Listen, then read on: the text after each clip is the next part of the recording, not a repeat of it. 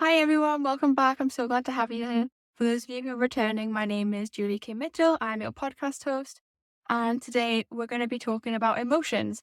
So, the topic of today's podcast is don't be so dramatic. And there's three reasons really that I want to touch on in this episode. And number one is that our emotions and how we experience and communicate them often depends on our sensitivity and our overwhelm that we're experiencing in that time.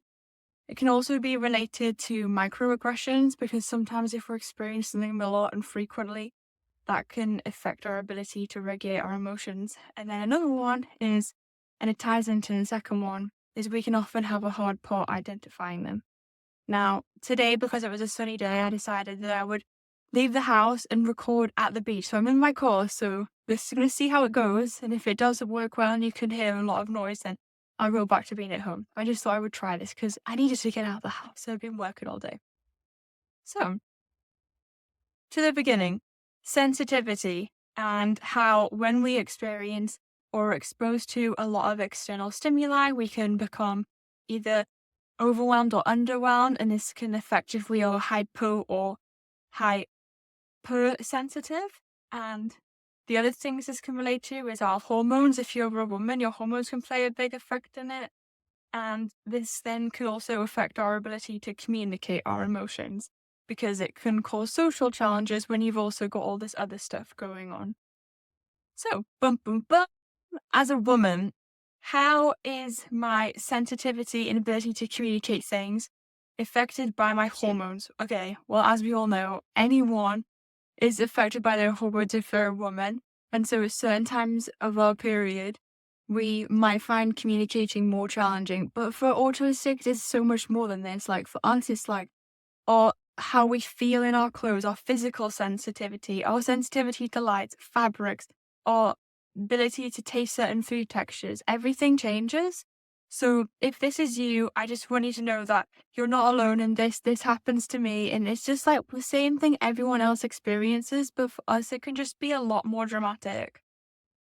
And because we can have heightened sensitivity at that point, it's important to acknowledge that the amount of sensory input that we're getting during these times changes, reflecting on where we are in our period, because our capabilities change and there's other things that need to become a priority in those moments. And finally, social challenges.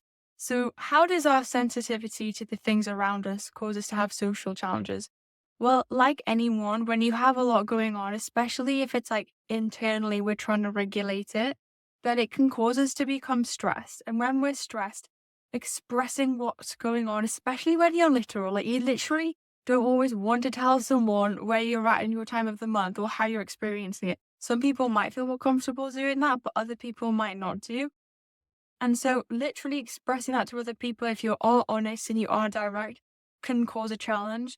Additionally, just pulling sentences together can feel more challenging. Sometimes I find I flip the wrong words around in the sentence, or I'm I have so many ideas that as I'm explaining my thoughts to someone, I find that the words get jumbled up. So I want you to know that this is completely normal, but it doesn't mean that we're dramatic. It just means that we have additional stuff going on during these times. We are not dramatic. We have a very intense experience as a woman and as someone on the spectrum. So it's important that people respect us during this time.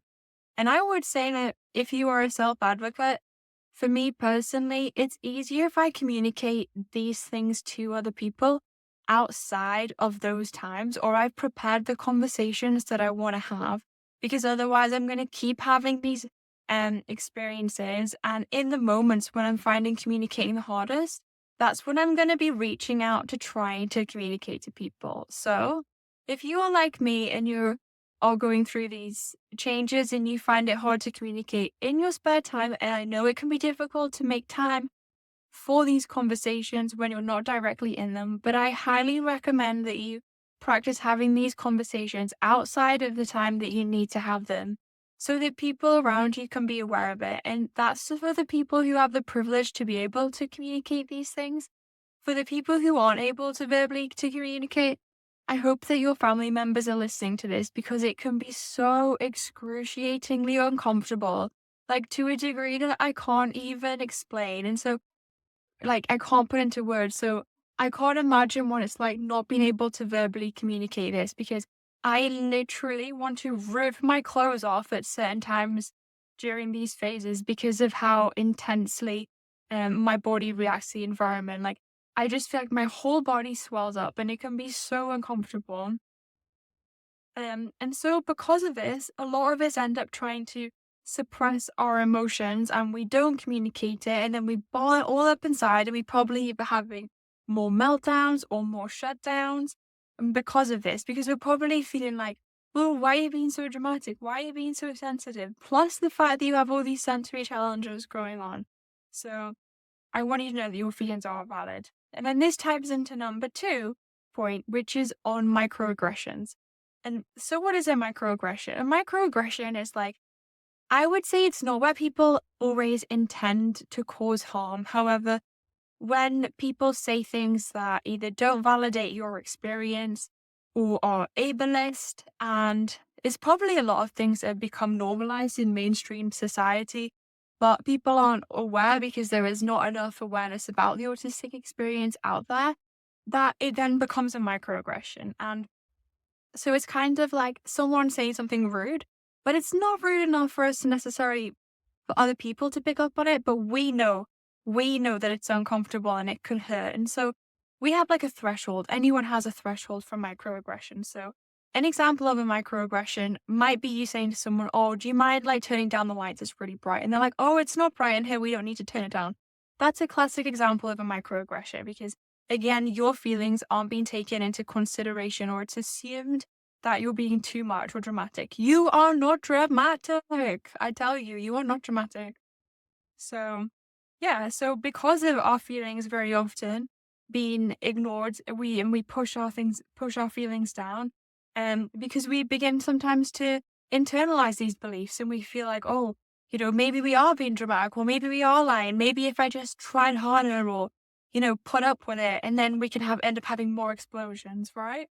So yeah, if you do experience any microaggressions, or another example is the big microaggressions, when people have too high expectations of us and without providing enough of the small steps, and then when we show up but not in the way that they expect, or like because we don't have the right supports in place, and then we're viewed as being lazy or unmotivated or incapable. This is another example of a microaggression.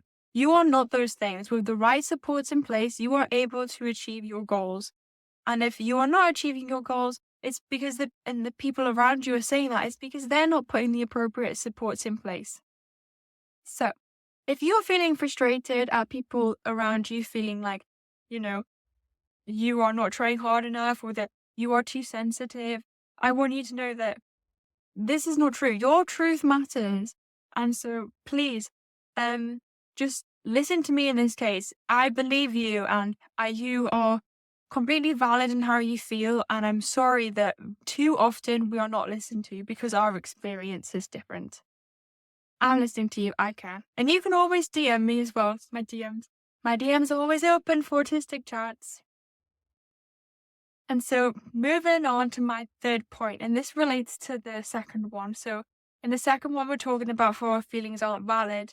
But in the third one, it's about another reason people might say we're dramatic or we struggle to identify emotions is because we can't always feel our emotions because we're so used to suppressing them. Too often, because we're used to suppressing them, then we have trouble identifying them because of this. And so because we have difficulty identifying them, it makes it harder for us to communicate them. And we lose confidence even trying to communicate them because of the amount of times we feel like we haven't been listened to. And then sometimes we only feel them if it's a really strong one.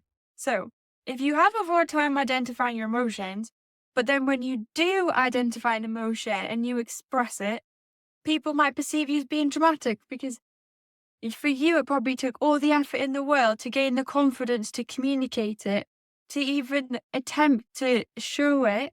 And then they're like, "Oh, well, you're being dramatic." And it's like, well, actually, I tried to say this 1,000 times, but no one listened or believed me. And now I'm saying it again, and now you think I'm being dramatic.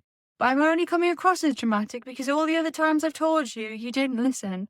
So this is often why we have a hard time identifying them. And a lot of people in our community have lexithymia, which is where you can't identify your emotions. The degree to which you might feel this often changes as well from person to person.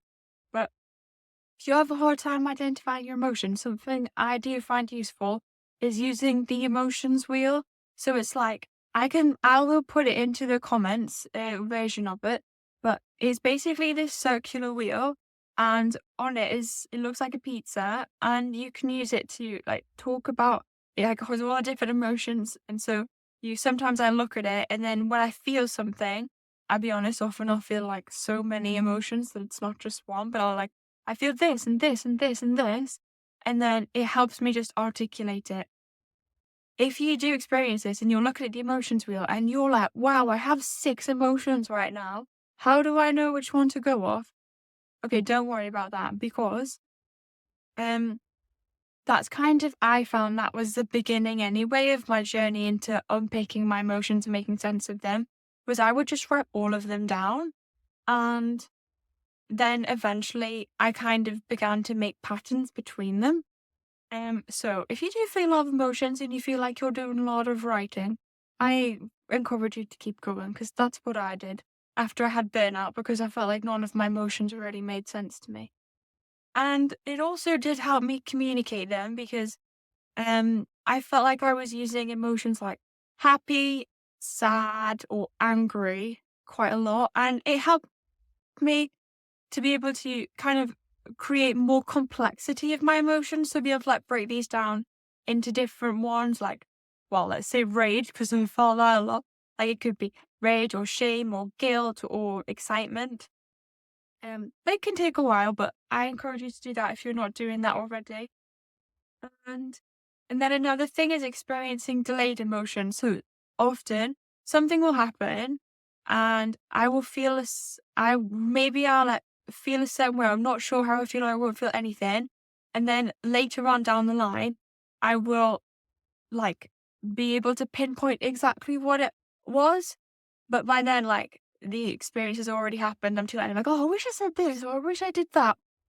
If you get that, I want you to know that again, that's just, I think, quite common in our community, like to have delayed emotional processing, it's called. And especially when we're already overwhelmed from our emotions, because when you're overwhelmed from your emotions, it can mean that just when you sensory overload, so then it's like, oh, I have all these senses, so I actually can't identify with my emotions. And that's called what's it called? Interoception. So some of us, so that's when you get poor interoceptive. So that's when it's harder to identify how you feel, but it's also harder to identify if you are hungry or if you need the toilet. And so it's all kind of like tied into one. So, to sum up this episode, which has been a shorter episode than normal, it's 13 minutes. But to sum up this episode, you are not dramatic, and you are never dramatic. And I mean, some of us might be dramatic. Oh, and that's the other thing I should point out as well, is that sometimes in order to assimilate into society, it is easier to take on the dominant narrative. And I very often, more frequently than I should, do this. And it's really helpful because often it can help us feel accepted by the people around us. And so if you do this and you do go around saying that you're dramatic, there's also no shame in doing that, so long as that you are creating space for yourself to be able to like make sense of how you really feel. Because if that dominant narrative becomes your narrative, then you can end up having internalized ableism, and then you can end up neglecting your own needs, which can happen to have more meltdowns and shutdowns. So just know that yeah, like always, it is okay. I mean, anything's okay. You can do whatever you want, but I do often adopt a dominant narrative, but then I do have to go home and remind myself and take care of my sensory needs, because the more I take care of my sensory needs, the happier I am overall and the more increased well-being I have. It is a bit of a balance, so sometimes I'm too much one or the other. But I'm sure that you'll find your balance, because everyone's balance is different. And so finally, I hope that you enjoyed this podcast. I would really love it if you have any questions or comments to message me in the DMs, in my DMs on Instagram. Please follow me on Spotify to show your support, and I hope you have a great rest of your week. I look forward to hearing how this episode is when I'm at home, and as always, thank you so much for being here. You are amazing, you are awesome, and I'm glad to be able to be part of this journey with you.